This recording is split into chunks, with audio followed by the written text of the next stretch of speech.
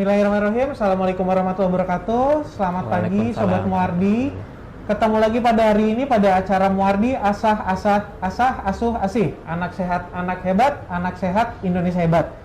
Pada kesempatan pagi ini saya akan berbincang-bincang bersama konco lawas, ya, sahabat saya sendiri, yaitu Dr. Andika Trisna Putra, spesialis anak, magister biomed. Selamat pagi Dr. Andika. Selamat pagi Sobat Muardi. Assalamualaikum warahmatullahi wabarakatuh. Walaupun Dr. Andika ini kayak anak-anak, iya, badannya kecil dibandingkan Dr. Sandi nih. ya, mohon maaf, memang di leaflet, di pamflet itu kebalik. Seharusnya yang menjadi narasumber adalah beliau, Dr. Andika, sedangkan saya sebagai host.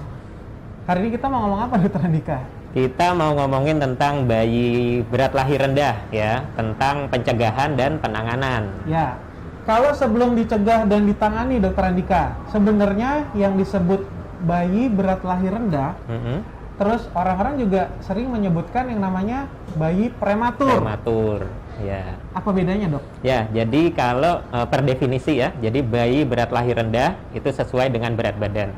BBLR atau bayi berat lahir rendah adalah bayi yang lahir dengan berat badan kurang dari 2.500 gram. Nah, BBLR sendiri nanti akan diklasifikasikan. Ada BBLR, ada BBLSR, ada BBLASR. BBLR itu antara 1.500 sampai 2.500, BBLSR antara 1.000 sampai 1.500, dan bayi berat lahir amat sangat rendah apabila berat lahir kurang dari 1.000 gram. Baik. Sedangkan kalau prematuritas, ya, prematuritas itu apabila bayi lahir kurang dari usia kehamilan kurang dari 37 minggu. Oke, 37 minggu itu berarti kurang dari 9 bulan ya, Dr. Andika, ya? Ya, benar. Baik, berarti di saat orang menyebutkan seorang bayi itu adalah prematur, ya, itu berarti terkait sama usia kehamilan. Kalau lebih spesifik lagi, apakah prematur itu merupakan bayi berat badan lahir sesuai kategori yang tadi Dr. Andika sebutkan? Yeah. Baik, ternyata ada 4 kategori ya, Dr. Andika, ya. Nah, terkait bayi berat lahir rendah, kali ini kita mungkin akan membahasnya lebih spesifik. Di mana tadi kalau dari rentang berat badan antara 2 kilo sampai 2,5 kilo ya, Dr. Andika, ya? 1.500 sampai 2.500. 1,5 sampai 2,5 kilo. Ya, BBLR.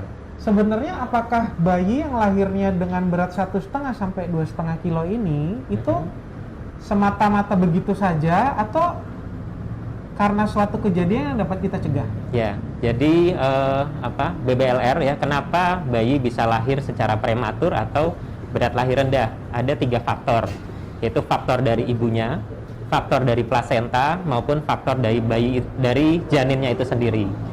Faktor dari ibu, misalnya ibunya dengan hipertensi, preeklamsi atau justru eklamsi, kemudian mungkin ibunya dengan malnutrisi atau misalnya dengan penyakit jantung ibunya, kemudian faktor dari plasenta, mungkin plasentanya untuk vaskularisasinya kurang baik sehingga nutrisi ke janin itu juga berkurang sehingga bayi yang lahir akan kecil atau BBLR. Atau faktor dari janinnya itu sendiri, misalnya janin yang kembar atau gemeli, ya, bayi yang kembar atau gemeli itu kan terbagi untuk plasentanya. Nah, itu akan menghasilkan bayi yang berat lahirnya rendah. Kemudian misalnya bayi dengan penyakit kelainan bawaan, misalnya penyakit jantung bawaan atau sindrom-sindrom tertentu yang bisa menghasilkan atau ketika lahir beratnya kurang dari 2.500 gram. Baik. Tadi Dr. Andika juga banyak menyebutkan bahwa ternyata adalah salah satunya faktor ibu ya, Dok, ya? Ya. Nutrisi atau kelainan bawaan. Berarti pada saat terutama apakah ini di trimester akhir atau mulai awal-awal, Dr. Andika? Ya, jadi untuk faktor dari ibu bisa dari trimester awal, bisa dari trimester akhir. Nah, nanti berpengaruh terhadap janinnya, apakah termasuk IUGR ya, intrauterine growth restriction. Nah, nanti IUGR atau pertumbuhan janin terhambat itu dipengaruhi oleh faktor dari ibu, plasenta, dan janin. Sehingga nanti ketika lahir, kalau misalnya kondisi malnutrisi misalnya itu dari awal kehamilan, tentunya prognosis bayinya atau kesehatan bayinya tentu akan lebih buruk dibandingkan bayi yang mengalami IUGR di trimester ketiga kehamilan. Sehingga nanti untuk tata laksananya sendiri, bayi-bayi yang IUGR yang simetris ya, sehingga dia yang mengalami pertumbuhan janin terhambat dari trimester awal, tentunya penanganannya harus lebih optimal. Baik, berarti persiapan terutama bagi ibu-ibu tidak hanya menyiapkan apa yang dibutuhkan bayi seperti barang-barang, tetapi tentunya nutrisi yang cukup. Ya, benar. Andika. Baik. Nah, anggaplah tadi seorang bayi lahir, berat badannya kurang kurang dari 2,5. Pada saat hari pertama, ibunya kan pasti kan tentunya secara psikis dia loh kok anak saya kecil. Tetapi apa yang harus diperhatikan pada saat oh ya sudah, saya dihadapkan dengan keadaan anak saya lahirnya berat badannya kurang, terutama pasangan nih, ayah dan ibu. Ya, jadi yang penting adalah kita harus mencegah bayi lahir prematur atau bayi yang lahir dengan berat lahir rendah. Kenapa? Karena bayi yang BBLR dan prematur ini masih menyumbang angka kematian tertinggi pada bayi atau neonatus di Indonesia. Nah, bagaimana kita supaya mencegahnya ya? Ibu kan nggak mau ya lahirnya anaknya prematur, kemudian kurang bulan. Karena bayi yang lahir prematur atau kurang bulan itu tentunya akan mengalami komplikasi-komplikasi ya. Ada berbagai permasalahan dari bayi yang lahir prematur atau BBLR. Misalnya ketidakseimbangan suhu atau termoregulasi. Bayi yang prematur atau BBLR kurang dari 2.500 atau bahkan kurang dari 1.500 itu mudah sekali mengalami hipotermi atau suhu tubuh yang rendah. Nah, kondisi hipotermi ini tentunya bisa bermasalah terhadap kesehatannya ya. Jadi yang paling penting, yang paling utama adalah kita cegah dulu supaya ibu itu tidak melahirkan secara prematur. Dengan cara apa? Ya tentunya harus pemeriksaan antenatal care ya, pemeriksaan kehamilan yang rutin di trimester pertama, kedua, dan ketiga. Ketika bayinya lahir, apabila lahirnya prematur tentunya harus di fasilitas kesehatan ya yang optimal sehingga nanti kita bisa lakukan tata laksana screening bayi prematur sehingga nanti ketika bayi pulang bertemu dengan keluarga bayinya bisa tumbuh kembang secara optimal. Baik. Nah dok, misalnya bayi lahir rendah ini kan terbagi yang sering kita dapatkan terbagi menjadi 2 kriteria. Bayinya sebelumnya lahir memang tidak bugar, atau bayinya memang lahir bugar. Ya. Anggap saja seorang bayi ini lahirnya bugar, lahir di bidan, lahir di fasilitas kesehatan yang tidak fasilitas kesehatan mungkin seperti rumah sakit Muardi. Yang pertama, tentunya kan pasti terkait Dr. Andika tadi menyebutkan jangan sampai bayi tersebut hipotermi atau suhu tubuhnya mungkin rendah. Suhu berapa sih dok yang dibilang hipotermi dan harus ngapain ibu-ibu ini dok? Oke. Jadi misalnya bayi lahir ya tidak di fasilitas kesehatan yang lengkap, misalnya lahir di bidan atau di puskesmas ya. Nah, ketika lahir, ketika misalnya bayinya kelihatan kecil, ditimbang kok kurang dari 2.500, yang paling utama adalah kita jaga kehangatannya ya. Jangan sampai bayi mengalami hipotermi. Dengan cara apa? Kalau misalnya di puskesmas ada fasilitas inkubator misalnya, nah itu bisa dipakai. Atau infant warmer itu bisa dipakai. Namun kalau misalnya ternyata tidak ada inkubator, tidak ada infant warmer, setelah bayi lahir dihangatkan, dikeringkan, kemudian diberikan injeksi vitamin K, dipotong tali pusat, segera letakkan bayi di dada ibu agar terjadi kontak kulit ke kulit. Tujuannya apa? Mentransfer panas dari tubuh ibu ke bayinya ya. Bisa dilakukan perawatan metode kangguru. Nah, nanti dengan perawatan metode kangguru itu seakan-akan seperti halnya inkubator menjaga kehangatan bayi. Baik. Terus dok, kan banyak ibu-ibu juga sudah paham nih pentingnya yang namanya inisiasi menyusui dini. Boleh nggak bayi antara 1,5 sampai 2,5 kilo ini di IMD?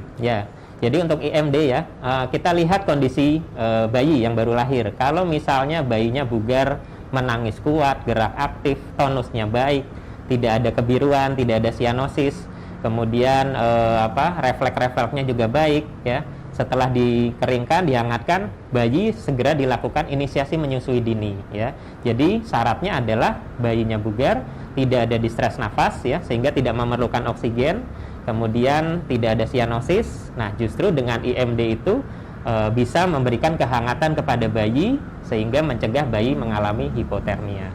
Baik, kita sapa dulu teman-teman yang ada di Instagram. Ada Arsa, Farid Mulyani, Zila Nuris, Ike Wardani, Reno, Gita Soraya, Viu Saras. Terima kasih sudah bergabung bersama kita. Nah, kita sapa juga yang ada di Facebook. Ada Ibu Francisca, Ibu Lisa. Terima kasih sudah bergabung. Nah, Dokter Andika, tadi setelah kita bicara tentang suhu, perlu nggak suhu itu diukur di rumah setiap saat? Seperti mungkin sekarang orang Ya, termometer. Ya, terima kasih Dokter Sandi. Memang perlu ya. Jadi kembali ke awal, jadi penyebab bayi mengalami kesakitan atau bahkan kematian paling utama karena hipotermi. Jadi ibu-ibu yang baru melahirkan bayinya itu di rumah harus punya alat pemantau suhu, termometer ya. Nah, itu perlu dilakukan pemeriksaan setiap 3 jam sekali. Berapa suhu normal pada bayi? Yaitu antara 36,5 sampai 37,5 derajat Celcius. Kalau suhunya rendah, kurang dari 36,5, segera peluk bayi ya, lakukan perawatan metode kanguru, skin to skin kontak agar meningkatkan suhu tubuh bayi. Baik dok, skin to skin tadi, bayinya telanjang atau pakai baju dok? Ya, bayinya telanjang ya, hanya pakai pampers ya atau popok ya, sehingga kulit bayi, kulit ibu ya, dada ibu, payudara ibu itu menempel secara langsung ke dada dan perut bayi. Baik. Nah, satu tadi supaya tidak kedinginan, tentunya kan tadi Dokter Andika sudah mengajarkan beberapa teknik nih dok. Gimana dengan saya ngomong sedikit mitos nih Dokter Andika? Ya. Satu, boleh nggak bayi dengan berat lahir rendah dijemur? Ya. Yang kedua, boleh nggak bayi dengan berat lahir rendah dipakein bedong? Bedong. Bukan. Gurita apa tuh? Gurita. Ya, zaman dulu. Dua nih dok. Ya. Dua dulu. Oke, yang pertama jemur ya. Jemur pada bayi ada mitos yang menyebutkan bayi dijemur supaya nggak kuning ya. Sebenarnya mitos tersebut tidak sepenuhnya benar ya. Jadi dijemur itu tujuannya adalah memberikan vitamin D kepada bayi ya. Kalau misalnya bayinya kuning, bayinya ikterus, ya, apalagi dilakukan pemeriksaan bilirubin, kalau kuning ya tidak cukup hanya dengan dijemur, jadi harus dilakukan fototerapi. Ya, jadi kalau untuk dijemur boleh, tujuannya adalah untuk hanya memberikan kehangatan dan memberikan vitamin D dari sinar matahari ke tubuh bayi. Kemudian yang kedua, tadi ada pertanyaan. Sekaligus nih menjawab pertanyaan Pak Bramantio. Oh iya, halo Mas Bramantio, Mas Bram. Penggunaan gurita tadi ya bedong atau gurita itu sekarang sudah tidak boleh lagi dipakaikan. Kenapa? Karena pemakaian gurita itu justru bisa menyebabkan bayi kesulitan bernafas ya. Pernafasan pada bayi, terutama bayi yang baru lahir itu terutama oleh otot-otot diafragma ya, abdominotorakal, sehingga kalau kita gurita diikat kencang ya, justru bayinya akan sulit untuk bernafas. Nah, itu justru akan membahayakan. Jadi untuk saat ini ya, kalau ada simbah-simbah yang bilang ini dikasih gurita aja, nah itu nih, dok. Mitos yang kurang benar ya. Jadi untuk sekarang bayi tidak perlu diberikan gurita. Tidak perlu menggunakan gurita karena pernafasan bayi itu sebagian besar otot perut ya dokter. Otot perut ya. Nah, terus dok, kalau misalnya pemakaian gurita ini kan terkait banyak yang bilang supaya perutnya rata. Ya, mbah-mbah lagi nih dok. Mbah-mbah. Gimana dok? Apakah benar? Kan perut bayi kayaknya hampir sebagian besar itu pasti cembung. Iya. Dengan mitos supaya perut rata nih dok. Ya, jadi mitos supaya perut rata ya. Dengan atau tanpa gurita pun nanti seiring dengan pertambahan usia ya, bayinya bertambah usia, bertambah umur, nanti dia akan normal sendiri. Jadi tidak perlu diberikan gurita ya. Kalau misalnya ada tonjol di pusar itu ya, ada kasih koin. Nah, itu juga sebenarnya tidak benar ya, tidak perlu diberikan ya. Justru malah dengan pemberian gurita itu menyebabkan bayi akan mengalami kesulitan bernafas.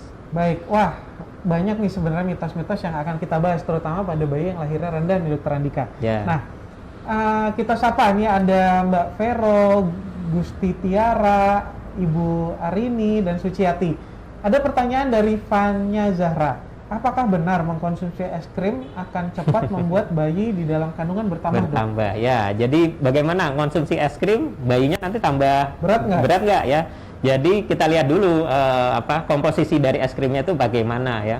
Kalau es krimnya yang manis, ya, yang banyak gula, ya tentunya gula yang masuk ke ibunya itu kan nanti akan masuk ke saluran vaskularisasi dari bayinya. Nah tentunya bayinya juga bisa akan mengalami pertambahan berat badan ya. Konsultasikan kepada dokter kandungan mengenai makanan apa yang harus dimakan, dikonsumsi, vitamin-vitamin apa yang perlu dikonsumsi, berapa kenaikan berat badan sehingga bayinya akan tumbuh kembar secara optimal. Baik Dokter Andika, terkait penanganan tadi kita udah ngomong masalah suhu yang pertama, yang kedua kita udah ngomong terkait bedong, yang ketiga juga nih Dokter Andika, kan banyak nih kalau saya di lapangan karena bayi tersebut lahirnya rendah nggak boleh dimandiin.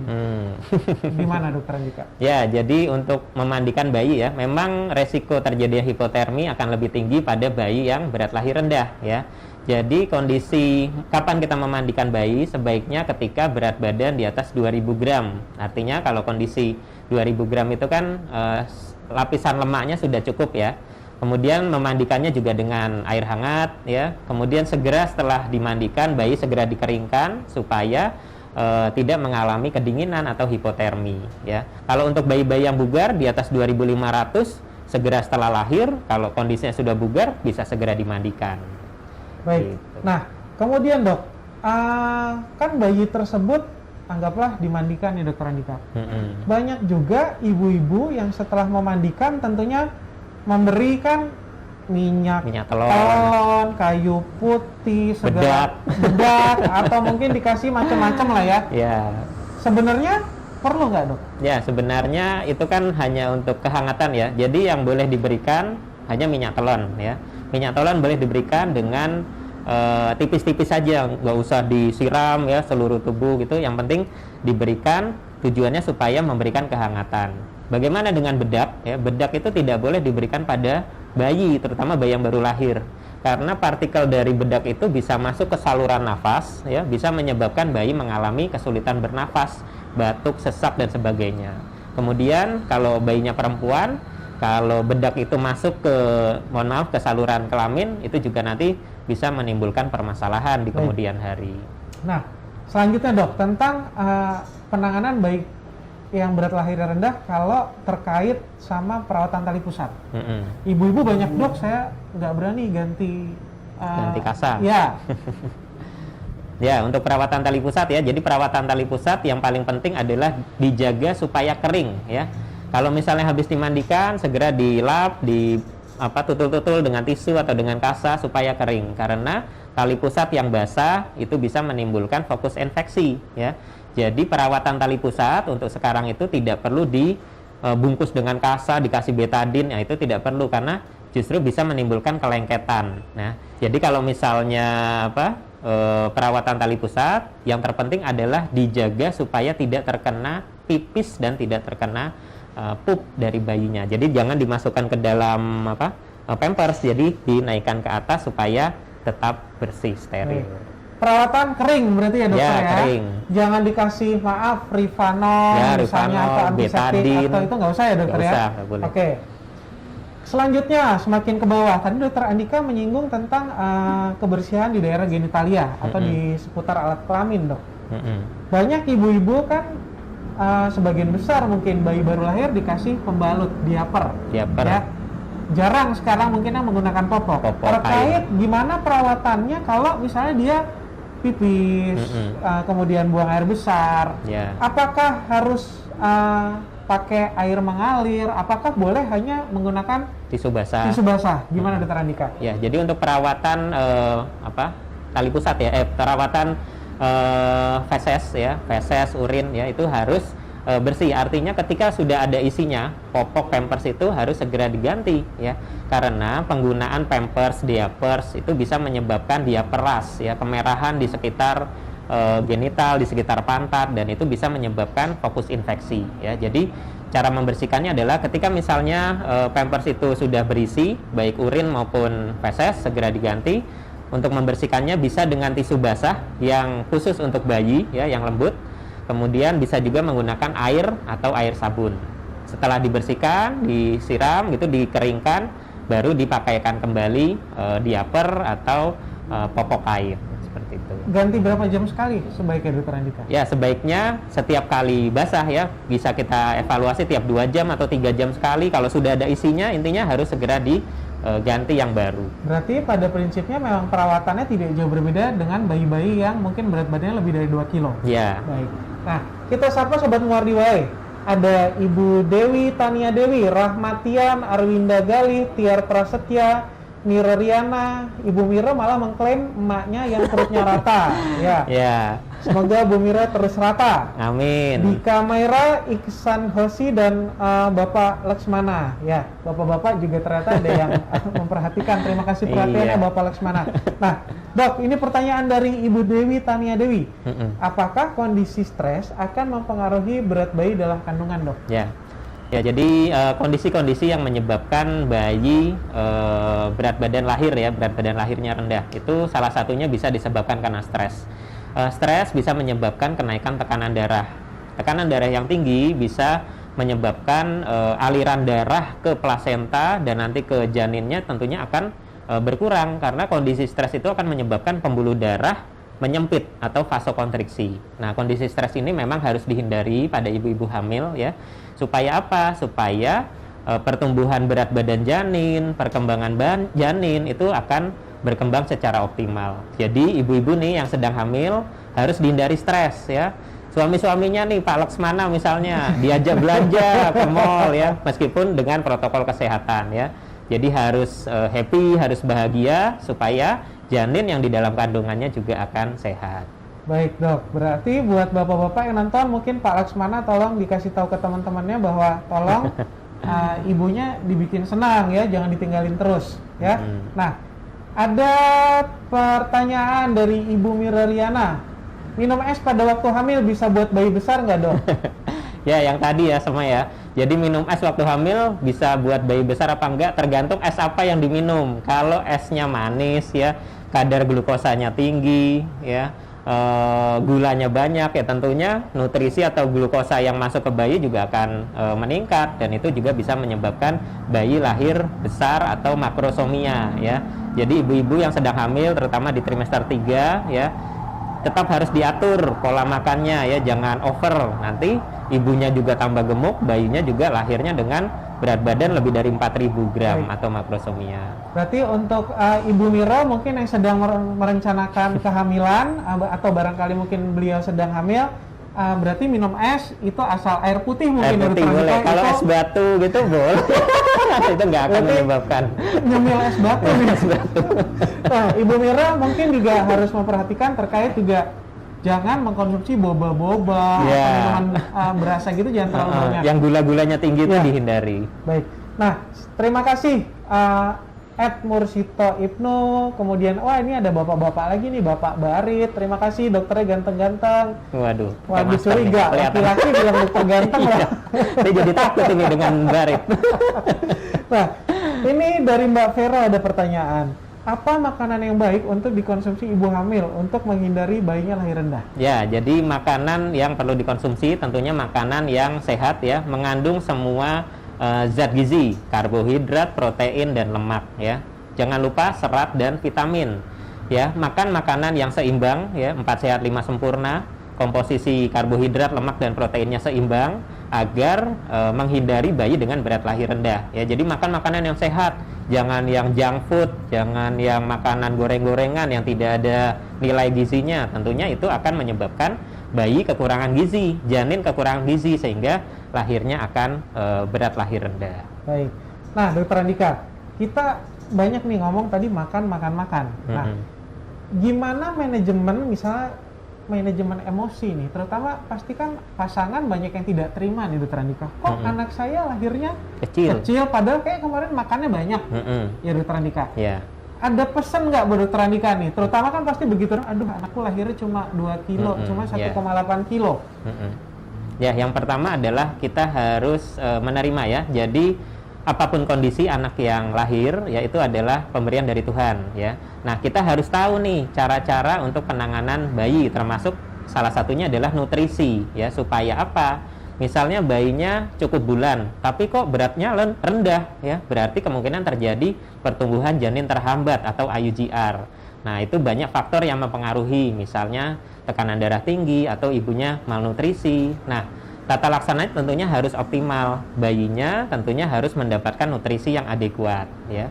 Kalau kondisi bayinya misalnya lahir prematur, beratnya kurang, kan dirawat dulu di rumah sakit. Nah, nanti setelah pulang tentunya nutrisinya juga harus cukup, ya, pemberian ASI, bila perlu mungkin diberikan makanan pendamping ASI, misalnya dengan pemberian susu formula seperti itu. Baik, berarti yang satu adalah manajemen emosi dan manajemen stres, Dokter Andika. Ya, benar. Nah, ada pertanyaan nih Dokter Andika dari Facebook. Terima kasih Ibu Lucy dan Prita Mama Fafa. Dokter, bayi mandi dengan air hangat sampai usia berapa, Dok? Terutama bayi berat lahir rendah. Ya, bayi BBLR, ya. Jadi untuk bayi BBLR sampai usia berapa itu tidak ada rekomendasinya. Jadi disesuaikan dengan masing-masing. Kalau misalnya bayi lahir, tentunya kalau bayi prematur atau BBLR itu dimandikannya dengan air hangat supaya dia mencegah hipotermi. Sampai usia berapa, ya? Bisa sampai usia 1 bulan, 2 bulan, ya.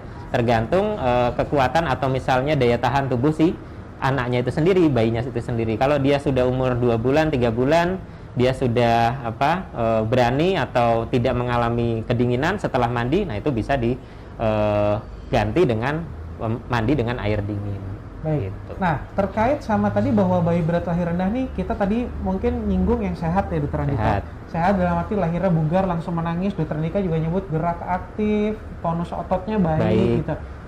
Pada keadaan apa bayi berat badan lahir rendah itu tidak bugar atau tidak bisa langsung dibawa pulang atau perlu penanganan lebih lanjut, Dokter Andika? Ya, jadi bagaimana kondisi bayi, ya? Jadi bayi yang bugar adalah bayi yang menangis kuat, gerak aktif, tonusnya baik, ya, tidak memerlukan bantuan nafas seperti oksigen dan sebagainya. Namun seringkali bayi yang BBLR atau prematur itu membutuhkan perawatan yang khusus, terutama di ruang perawatan neonatologi atau perawatan bayi, ya. Bayi-bayi yang memerlukan oksigen, bayi yang mengalami distres nafas atau sesak nafas, bayi yang mengalami infeksi, nah itu tentunya harus dirawat dulu di rumah sakit, ya, di fasilitas kesehatan supaya sembuh, ya, supaya infeksinya teratasi. Kemudian organ-organnya sudah matur, sudah matang, sehingga dia sudah siap untuk nanti pulang ke rumah untuk dirawat oleh orang tuanya. Jadi kondisi pernafasan, jantungnya, kemudian pencernaannya itu semua harus kita observasi. Baik, jelas mungkin ya tadi Bapak ya pertanyaannya, bukan Ibu ya? Ibu siapa tadi? Bukan. Ibu Prita Mama Papa. Prita. Nah, selanjutnya Dok, ini kita sapa Sobat Muardi Wae yang ada di Instagram. Nona Novi Najma, Anita Saras, Nona Novi Najma hadir. Nah, ada pertanyaan dari Bapak-Bapak Siaga nih, Bapak Laksmana. Dok, kapan bayi prematur atau berat rendah harus dibawa kontrol? Mungkin pulang. Kapan kontrolnya? Nah, gitu ya. Jadi tergantung dari usia gestasi, ya. Kalau misalnya bayinya tentunya kurang bulan, sangat prematur, kurang dari 32 minggu. Nah, itu kan perawatan di rumah sakitnya cukup panjang, ya. Bahkan bisa sampai 2 minggu, 1 bulan di rumah sakit. Nah, kapan dibawa kontrol, ya? Paling tidak 3 hari setelah bayi pulang, ya, itu bayi harus dikontrolkan dulu.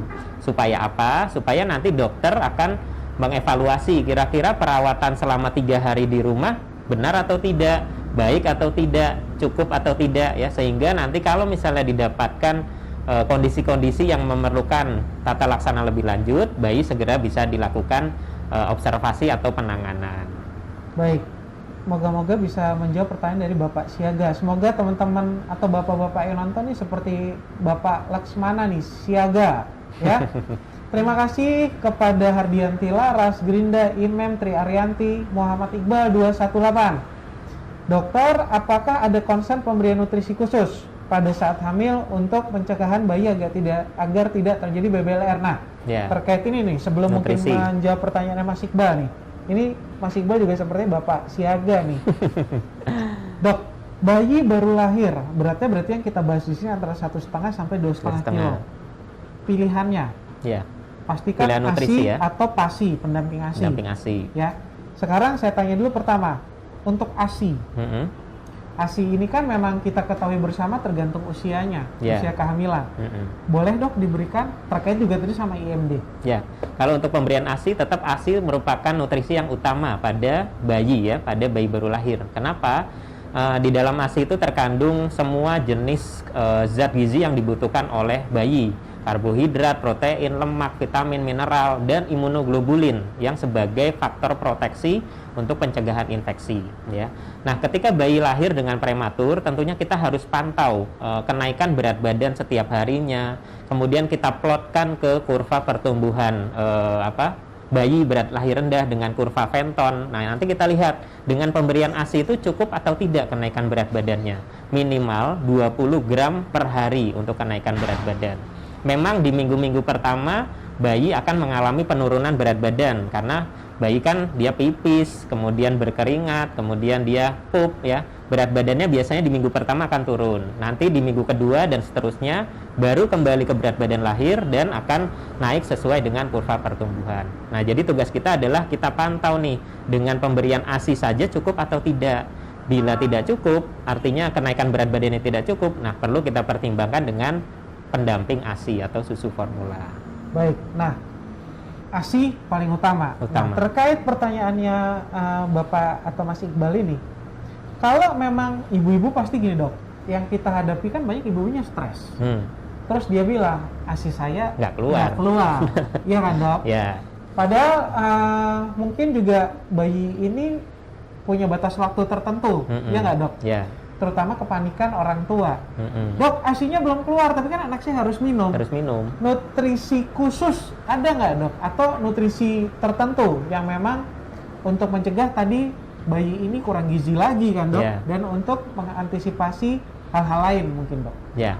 Kembali ya, jadi yang utama tetap ASI ya. Pilihan pertama adalah ASI ibunya sendiri. Yang kedua, bila ASI ibunya tidak ada atau belum ada, bisa dipertimbangkan ASI donor ya. Tentunya ASI donor juga harus sudah dilakukan screening untuk penyakit-penyakit yang bisa menular lewat ASI. Nah, pilihan ketiga adalah pemberian makanan pendamping ASI atau misal pendamping ASI ya, susu formula. Susu formula juga harus disesuaikan dengan kebutuhan si bayinya. Apakah dia susu BBLR atau susu cukup bulan, kemudian kita lihat adakah intoleransi laktosa atau alergi susu sapi. Nah, itu tentu harus dengan pertimbangan dokter anak yang merawat bayi itu. Baik. Nah dok, susu itu kan di pasaran juga banyak nih. Ada susu BBLR. Ada susu BBLR ini juga beberapa produk, ada yang cair, ada yang bubuk, mungkin ya dok ya. Atau kapan ibu-ibu memilih susu dengan kebutuhan khusus tertentu itu dok? Ya, jadi kapan memilih susu ya? Kita lihat dari kebutuhan si bayinya. Apakah bayi membutuhkan susu tambahan atau tidak ya? Kembali lagi ke kurva pertumbuhan, kemudian kenaikan berat badan per hari. Kemudian mana yang kita pilih?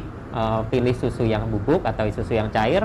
Nah, itu dikembalikan, artinya sesuai dengan kemampuan misalnya ya, ekonomi. Kemudian juga yang terpenting adalah cara penyajian susunya ya, higienitas, kebersihan, cara pemberian dengan dot atau dengan sendok. Nah, itu harus dijaga sterilitas dari alat-alat untuk membuat susu, sehingga alih-alih kita memberikan susu malah bisa menyebabkan infeksi kalau botolnya kurang bersih, tidak dicuci, atau dotnya juga kurang bersih. Nah, itu malah bisa menyebabkan infeksi pada bayinya. Nah, Dokter Andika, terkait sama kita kembali lagi ke ASI. Ya. Berapa menit sih dok durasi waktu menyusui? Karena bayi berat lahir rendah mungkin tenaganya beda nggak dok sama bayi yang lahirnya cukup bulan, atau berat badan lahirnya cukup? Berapa lama nih sekali menyusui dan kapan dikatakan menyusui itu cukup? Ya. Jadi kecukupan ASI ya. Jadi bagaimana menyusui menyusui bayi, terutama bayi yang prematur ya. Kita ketahui bahwa yang namanya ASI itu ada dua komponen, form milk dan hind milk. Form milk itu kandungannya karbohidrat, protein. Kalau hind milk itu susu yang akhir keluar di satu periode menyusui, itu banyak mengandung lemak. Nah, tentunya bayi yang menyusui itu harus mendapatkan dua komponen ini, form milk dan hind milk, sehingga bayi yang menyusu atau menetek paling tidak menyusu setiap 15 sampai 20 menit di satu payudara. Setelah selesai baru pindah ke payudara yang lain. supaya bayi mendapatkan semua komponen zat gizi, karbohidrat, protein, lemak. Nah, lemaknya ini yang nanti bisa meningkatkan berat badan si bayi yang kurang berat badannya, seperti itu. Baik, berarti memang ASI ini jangan sampai menyerah. Kadang-kadang ibu-ibu dokter, ini baru 10-15 menit kok ASINya bening. Berarti ternyata itu harus dilanjutkan. Dilanjutkan ya. Jadi sampai didapatkan ASI yang agak kental ya. Nah, itu adalah hind milk ya, ASI yang banyak mengandung lemak. Baik, berarti ibu-ibu memang harus telaten, harus sabar. Harus nah, sabar. ASI tadi tentunya terbagi dua lagi nih dok, menyusui langsung atau menggunakan alat bantu. Perah. Ya, atau kita sebutnya ASI perah nih ASI dokter perah. Andika. Sebenarnya BBLR boleh dua-duanya atau salah satu aja? Ya, sebenarnya proses menyusui ya, proses menyusui itu terutama yang paling baik adalah menyusu langsung. Karena dengan menyusu langsung itu tidak hanya memberikan nutrisi kepada bayi, tapi juga meningkatkan bonding atau ikatan antara ibu dan bayi ya. Selama proses menyusui, ibu bisa sambil bercerita atau sambil memanggil, dan kontak mata antara bayi dan ibu itu akan meningkatkan fungsi kognitif dari bayinya ya. Mungkin ada kasus-kasus misalnya ibunya masih pos operasi, sesar, masih kesakitan, belum bisa netei. Nah, itu bisa diberikan ASI perah. ASI perah pun nantinya pemberiannya juga sambil ibunya menggendong dengan DOT misalnya. Nah, itu juga meningkatkan bonding antara ibu dan bayinya. Yang paling penting, pemerahan ASI harus steril ya. Pompa ASI harus steril, dibersihkan sebelum dan sesudah. Kemudian penyimpanan ASI di kulkas juga harus sesuai dengan prosedur, sehingga ASI yang diberikan kepada bayi ya itu tetap berkualitas. Baik, wah ternyata ngomong ASI ini benar-benar seru nih dokter Andika. Iya. Kita sapa dulu sobat Muardi Wai. Maaf sobat Muardi Asuasi. Memang ini bagian dari sobat Muardi Wai kok. Iya. Nah, ada Almarif 888, Yonia Hastami, Nanda Septiana, Ibu Mira lagi. Ibu Mira nanya boleh nggak makan sate manto? Boleh. Yang makan siapa nih? Ibu Mira atau bayinya? Kalau bayinya nggak boleh, kalau Ibu Mira boleh. Ada Harti Cihati dan Nona Novi Najma. Dok, jam berapa yang bagus buat jemur bayi? Ya, jadi jemur bayi ini saat ini masih debatable ya. Jadi masih banyak pro kontra ya. Ada yang bilang di atas jam 9 atau jam 10, ada yang bilang kalau di Indonesia iklimnya khatulistiwa berarti kurang dari jam 9 ya. Intinya prosesnya adalah kita lihat letak lintang ya. Kalau misalnya di Indonesia ya berarti kurang dari jam 9 itu juga boleh ya, antara jam 8 sampai jam 9 ya, 10 sampai 15 menit. Tapi kalau kondisi mataharinya tidak optimal bisa di atas jam 10 ya. Tapi kita lihat juga intensitasnya ya. Jadi lamanya paparan, kemudian terik tidaknya.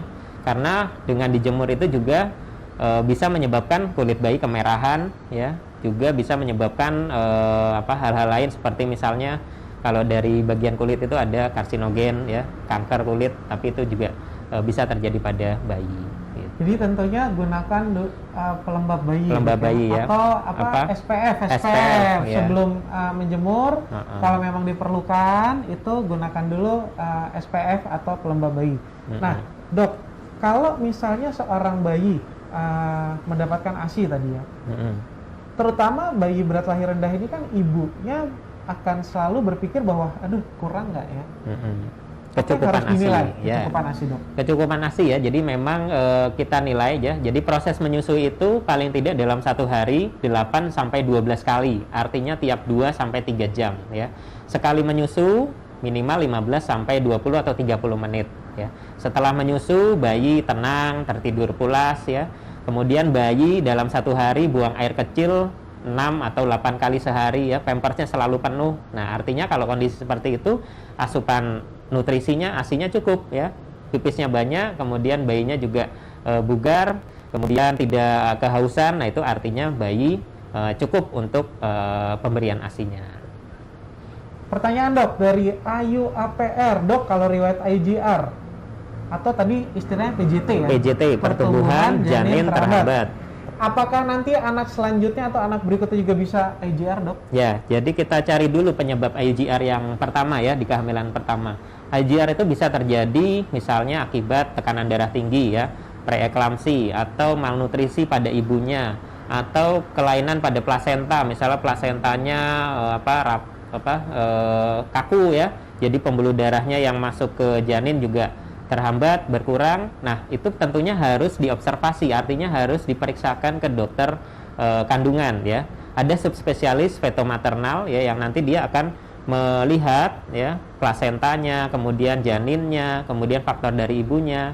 Kemudian kalau ditanya apakah bisa IUGR lagi, ya tentunya bisa, tergantung penyebab IUGR yang pertama itu apa. Kalau sudah ketahuan, nah tentunya dokter akan melakukan tata laksana supaya janin yang kehamilan sekarang tidak menjadi IUGR seperti janin yang sebelumnya. Baik, semoga kalau memang Bu Ayu riwayat sebelumnya lahir anaknya PJT, moga-moga di anak selanjutnya dengan pengalaman berdasarkan pengalaman kemarin, moga-moga ada yang bisa diperbaiki ya. Amin. Amin. Betul. Nah, pertanyaan dari Ibu Gita Soraya, dokter, bagaimana imunisasi? Nah, mungkin imunisasi. kita habis ini ngomong imunisasi nih, penting dokter Andika. Ya, imunisasi ya pada bayi BBLR ya.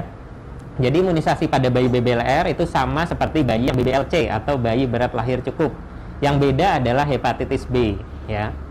Jadi bayi baru lahir kan diberikan HB0, hepatitis B0. Kalau misalnya bayinya BBLR kurang dari 2000 gram, nah itu hepatitis B-nya bisa ditunda sampai nanti berat badan 2000 atau usia 1 bulan. Nah, untuk imunisasi yang selanjutnya yaitu polio, BCG, DPT, campak ya, atau vaksin tambahan misalnya PCV atau rotavirus, itu sama seperti bayi yang lahir dengan berat lahir cukup. Yang dilihat adalah usia kronologis ya. Jadi usia saat ini tidak perlu dikoreksi dengan usia koreksi. Baik, berarti tentu dengan pedoman imunisasi di buku KIA atau berdasarkan Ikatan Dokter Anak Indonesia yang tahun 2020 lanjut ya, lanjut, jadi umur kronologis ya. Baik. Nah, kalau dok, anggaplah bayinya lahirnya di bawah 2 kilo, terus susah nih naikin berat badan, hepatitis B0 kapan dok? Ya, hepatitis B0-nya sampai usia 2000, sampai berat badan 2000 atau usia 1 bulan ya. Jadi masih bisa diberikan nanti sampai usia 1 bulan, mana yang lebih dahulu. Misalnya umur 1 bulan beratnya masih 1800 ya. Nah, itu diberikan di usia 1 bulan meskipun beratnya masih 1800. Baik. Nah, selanjutnya ngomong lagi imunisasi nih, Dok. Apakah ada tambahan untuk imunisasi di luar yang wajib? Ya. Ya. Jadi imunisasi pada bayi terutama BBLR ya. Jadi bayi BBLR itu kan faktor imunitasnya tentunya dia akan lebih rendah dibandingkan bayi yang berat lahir cukup. Kemudian maturitas dari organ paru, jantung dan otaknya juga lebih imatur dibandingkan bayi yang berat lahir cukup. Sehingga bayi yang BBLR mungkin bisa mengalami infeksi yang lebih sering atau lebih berat dibandingkan bayi yang berat lahir cukup. Nah, perlu dipertimbangkan imunisasi tambahan ya. Paling penting misalnya pneumokokus ya atau influenza. Nah, itu juga penting untuk bayi yang BBLR sehingga nanti dia akan lebih terproteksi terhadap penyakit-penyakit yang bisa tertulari kepada anak tersebut. Baik. Nah, Dokter Andika tadi menyinggung sedikit nih, saya tertarik nih.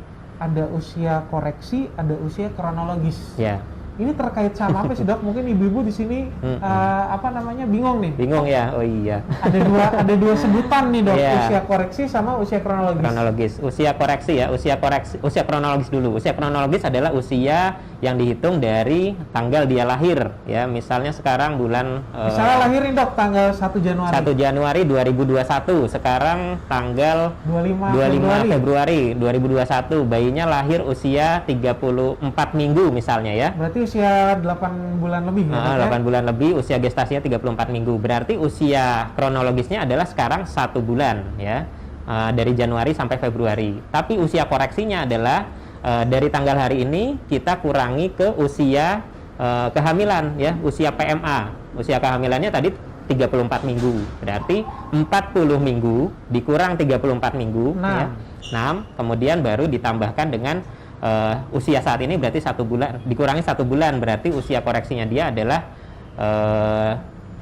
berapa? 4 minggu ya, 4 minggu ya, dari 34, 6 minggu dikurang 4 minggu berarti sekarang 2 minggu. Nah, hubungannya apa? Nanti terhadap tumbuh kembangnya. Nah, tumbuh kembang anak yang prematur yang kurang bulan tentunya nanti akan terlambat. Ya, terlambat sesuai dengan usia koreksinya ya. Nah, nanti akan kita pantau dengan Denver ya sampai nanti usia 2 bulan. Baik, 2 Dok. tahun, maaf. Nah, berarti nih dok, kalau misalnya anak tanggal 1 Januari 1 Januari 2021 lahir. usia kehamilan 34 minggu. Saat berarti, ini berarti kan saat ini kurang lebih 38 dia minggu. 38 minggu nih dok. Ya, Berarti kan memang anak itu ya baru lahir. harusnya. Harusnya. Nah, berarti baru pindah kalau kita ngomong kurva pertumbuhan pakai kurva WHO WHO atau yang pertama pakai masih yang Fenton. Dok? Fenton ya. Jadi kurva atau pertumbuhan bayi pada prematur itu menggunakan Fenton sampai usia 44 minggu atau panjang badan 45 cm.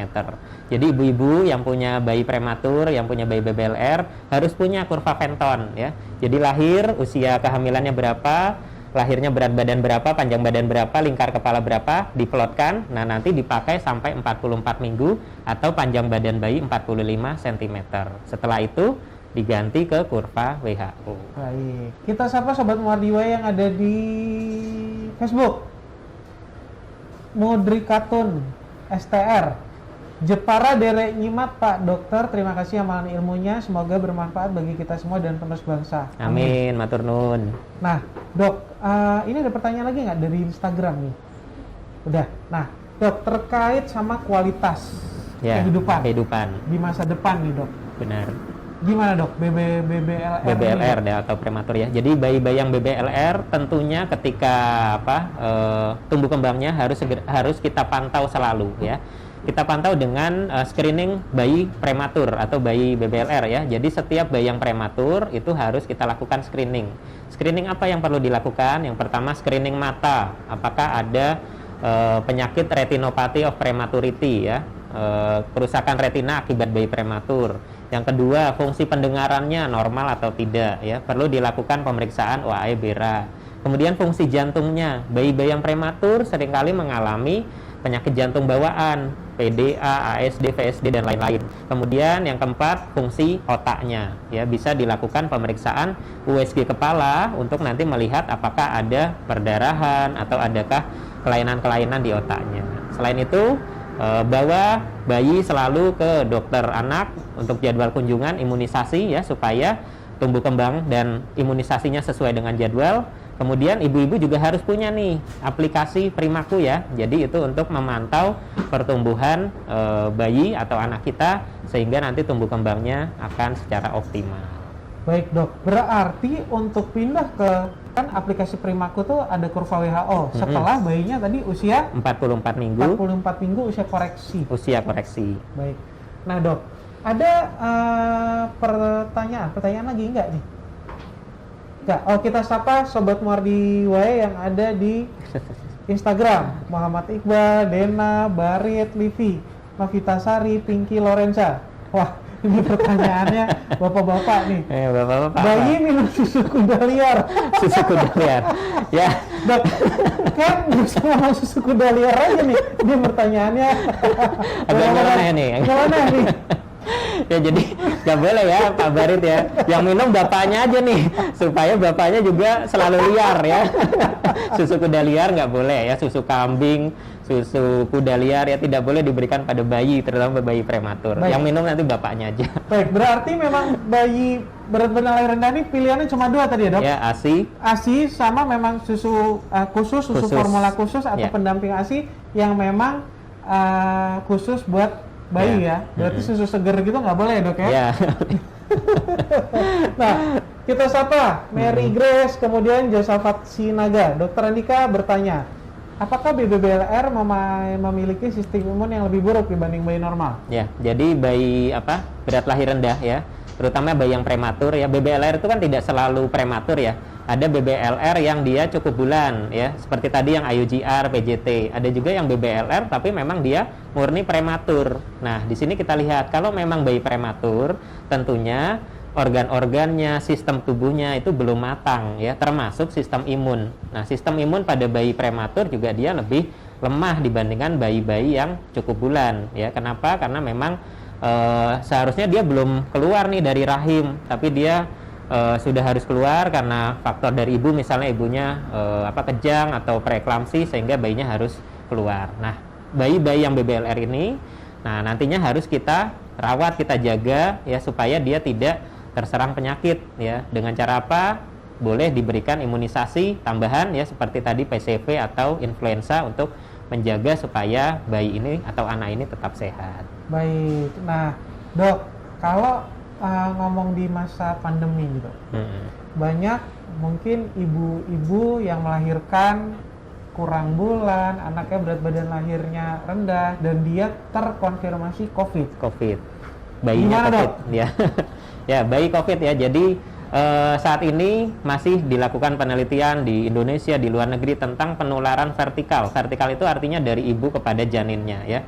Memang beberapa kasus ditemukan ya, bayi yang lahir dari ibu COVID, swabnya bisa positif ya. Nah, tapi untuk kondisi-kondisi seperti ini kita lihat kondisi klinis bayi, apakah dia dengan gejala atau tanpa gejala. Kalau bayinya tanpa gejala, bayi bisa dilakukan isolasi mandiri di rumah ya dengan ibunya. Ya, kalau ibunya sama bayinya sama-sama positif ya, ibunya tanpa gejala, ibunya bisa merawat bayi secara langsung, tentunya dengan protokol kesehatan. Pakai masker, cuci tangan, membersihkan payudara sebelum menyusui ya. Selama 10 sampai 14 hari diobservasi, kalau tidak ada gejala berarti bayi dianggap discard. Artinya selesai isolasi tidak perlu dilakukan swab ulang. Baik, berarti memang tetap boleh nyusuin ya, Dok? Boleh nyusui. Ya. Malah justru dengan menyusui itu memberikan faktor proteksi ya. Selama proses menyusui itu aman ya, menjaga ibunya pakai masker, atau kalau pas mompa ASI, botolnya atau alat pumpingnya juga bersih ya, sebelum dan sesudah dibersihkan dulu sehingga tidak ada droplet dari ibunya yang nanti masuk ke ASI. Dan Seperti tentunya ibunya menggunakan masker ya, Dok? Ya, masker medis ya, jangan masker kain. Kapan misalnya ibu ibu terkonfirmasi nih, Dok? Kan ibunya isolasi mandiri, dalam arti dia kan tidak keluar gitu. Si bayi ini juga ikut sama ibunya kan, Dok? Ya, jadi kalau ibunya positif, bayinya positif ya, bisa dilakukan isolasi bersama. Tapi orang yang lain ya, misalnya ayahnya, mbahnya, budenya, itu juga harus dengan protokol kesehatan ya. Karena apa? Kita mencegah supaya bayi ini tidak tertular dari orang lain ya, termasuk dari ibunya. Makanya ibunya ketika menyusui pakai masker, pakai face shield ya, cuci tangan dulu sebelum proses menyusui.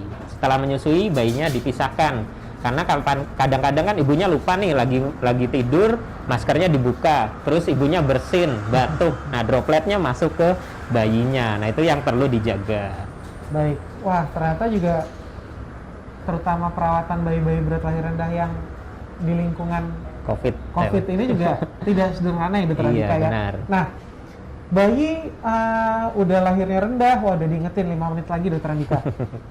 Udah beratnya lahir rendah, terus kan banyak juga nih, Dok, ibu-ibu pasti akan bertanya, Dok, nya masih warnanya kuning. Dok, nya kok sering gitu, terkait sama saluran cerna.